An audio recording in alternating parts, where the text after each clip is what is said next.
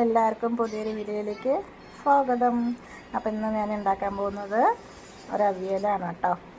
അപ്പോൾ അതിലേക്ക് carrot, beans, അമരക്കായ, പയർ, മുരിങ്ങക്കായ, നേന്ത്രക്കായ, കുമ്പളങ്ങ, അങ്ങനെ വീട്ടിലുള്ള കഷ്ണങ്ങളൊക്കെ പാടെ എടുത്തിട്ടാണ് അവിയൽ ഉണ്ടാക്കുന്നത്. ഇതിൽ വന്നിട്ട് കായ അല്ല നമ്മുടെ കയ്പ്പയ്ക്ക ഇടാം, ചേന ഇടാം, പിന്നെ ചേമ്പുണ്ടുണ്ട്, ചേനത്തണ്ടൊക്കെ ഇടാം കേട്ടോ. അപ്പോൾ അതൊന്നും കയ്യിലില്ലാത്ത കാരണമാണ് ഞാൻ അത് ഇട്ടിട്ടില്ല. മത്തങ്ങയാണ് ഉണ്ടായിരുന്നത്, അപ്പോൾ അതിട്ടു. അപ്പോൾ എന്താണെന്ന് വെച്ചാൽ അതൊക്കെ ഇട്ടിട്ട് നമുക്കൊരു അവിയൽ വയ്ക്കാം എന്ന് കരുതി. അപ്പോൾ ഇത് കുറച്ച് ലൂസിലായിരിക്കും കേട്ടോ ഞാൻ അവിയൽ വയ്ക്കുക. നമ്മൾ സദ്യക്കൊക്കെ പോകുമ്പോൾ അത് അത്ര തന്നെ ലൂസൊന്നും ഉണ്ടാവില്ല, ഇത്തിരി ടൈറ്റായിട്ടായിരിക്കും ഒരു അവിയലൊക്കെ വയ്ക്കുക. അപ്പോൾ അത് ഇലയിൽ നിന്ന് ഒലിച്ചു പോകാത്ത രീതിയിൽ ഒക്കെ ആയിരിക്കും അവിയൽ വയ്ക്കുക. എനിക്കാണെങ്കിൽ കുറച്ച് ലൂസുള്ള അവിയൽ കഴിക്കാനാണ് ഇഷ്ടം കേട്ടോ. അപ്പോൾ അതുകൊണ്ട് ഞാൻ കുറച്ച് ലൂസിലായിരിക്കും അവിയൽ വയ്ക്കുക. അപ്പോൾ ഇന്നിപ്പോൾ അങ്ങനെ തന്നെയാണ് വെക്കാൻ ഉദ്ദേശിച്ചിരിക്കുന്നത്, കുറച്ച് അയഞ്ഞ രീതിയിൽ. അപ്പം നമുക്കതിലേക്ക് കുറച്ച് തേങ്ങ വേണം, ജീരകം വേണം, പച്ചമുളക് വേണം, പിന്നെ കറിവേപ്പില വേണം, തൈരും വേണം. അപ്പോൾ അതൊക്കെ തേങ്ങ ഞാൻ ചിരകി വെച്ചിട്ടുണ്ട്.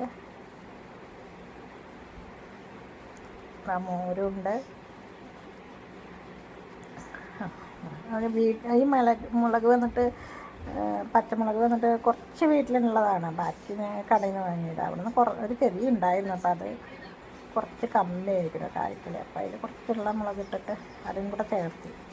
അതിൻ്റെ തന്നെ കുക്കറിൽ ഉപ്പും മഞ്ഞൾപ്പൊടിയും ഇതൊക്കെ ഇട്ടിട്ട് കഷ്ണം അരിഞ്ഞ് കഴുകിയിട്ട് വെച്ചിരിക്കുകയാണ്. സ്റ്റവിൽ കയറ്റണം.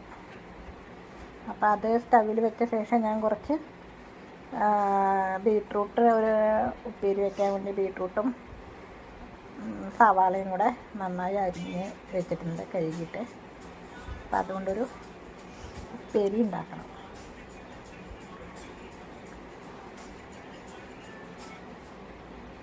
ഞാൻ അത് കഴിഞ്ഞ് ഞാൻ തേങ്ങ നന്നായിട്ട് അരച്ചിട്ട് മോരും ഒഴിച്ചിട്ടുണ്ട് കറിയിൽ. അത് മോരൊക്കെ ഒഴിച്ച് തേങ്ങ അരച്ചത് ഒഴിച്ച് തിളച്ച് ഇതായപ്പോൾ അതിലേക്ക് കറിവേപ്പിലയും ഇട്ട് പച്ച വെളിച്ചെണ്ണ ഒഴിച്ചു കേട്ടോ. അങ്ങനെ നമ്മുടെ അവിയൽ റെഡി ആയിട്ടുണ്ട്. നല്ല ടേസ്റ്റ് ഉണ്ട് കേട്ടോ അവിയൽ.